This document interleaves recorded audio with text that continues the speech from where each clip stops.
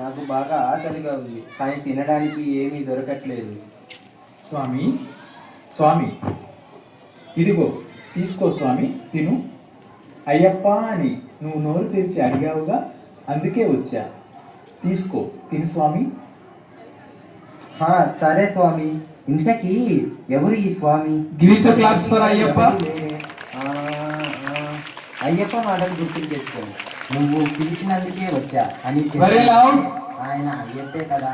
స్వామియే శరణమయ్యప్ప. స్వామి, ఒక్కసారి నువ్వు మాకు దర్శనమివ్వు. స్వామియే శరణమయ్యప్ప.